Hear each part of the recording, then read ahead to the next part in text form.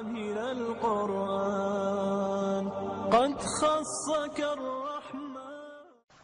پھر اسی طرح نماز کے لیے آپ ایک ٹارگٹ اس رمضان میں رکھ سکتے ہیں، یا آپ یہ رکھ لیں کہ زیادہ نوافل پڑھنے، یا یہ رکھ لیں کہ خاص خشوع و خضوع کا، یا یہ کہ اول وقت، یعنی کوئی ایک ٹارگٹ اپنا رکھ لیں کہ میں اس رمضان میں اول وقت نماز پڑھوں گی، ساری نمازیں اول وقت. اور اس طرح آپ کو کیسے پورا ہوگا؟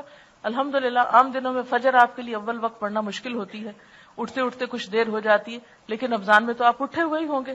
یہ نہیں کہ آپ سحری کے بعد جو لوگ خود کام کرتے ہیں گھر کا، تو وہ کیا کرنا شروع کر دیں، برتن دھونا شروع کر دیں، کچن صاف کرنا شروع کر دیں، اس کو فرش دھونا شروع کر دیں، اور سارے کام کرتے کرتے سویر کر دیں، اور جب تھوڑی دیر رہ جائے سورج نکلنے کو تو جلدی جلدی نماز پڑھ لیں. یہ نہیں کرنا. ٹھیک ہے، سب کچھ وہیں لگا رہے، آپ آئیں اچھی طرح مسواک وغیرہ کریں اور طویل نماز پڑھیں، کیونکہ فجر کی نماز جو ہے آپ صلی اللہ علیہ وسلم کی سب نمازوں سے زیادہ طویل ہوتی تھی. تو اس کو مسنون طریقے سے پڑھنے کے لیے آپ کو کیا کرنا ہوگا؟ آپ اندھیرے میں شروع کرتے تھے اور تھوڑی تھوڑی روشنی ہو جاتی تھی جب ختم کرتے تھے. ہم لوگوں نے کتنی دفعہ زندگی میں مسنون نماز فجر کی پڑھی ہے. تو یہ رمضان کا موقع اگر آ رہا ہے تو کوشش کریں کہ اس میں اس سنت پر عمل ہو جائے.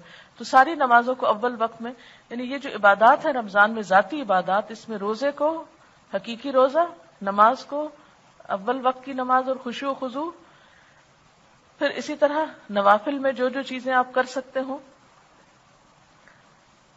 اور اس میں خاص طور پر قیام اللیل یعنی جو تراویح کی نماز ہے اس کا اہتمام، کیونکہ ایک نفل جو ہے وہ فرض کے برابر ہے. عام دنوں میں فرضوں میں کوئی کمی کوتاہی ہوئی تو انشاءاللہ تعالی وہ اس کی کمی کو پورا کرنے کا سبب بنے گا. اس لیے تراویح کو بہت شوق کے ساتھ، کیونکہ اس میں مغفرت کا وعدہ بھی ہے کہ جو رمضان میں قیام شوق و ذوق کے ساتھ کرے گا وہ اس کے گناہ معاف کر دیے جائیں گے.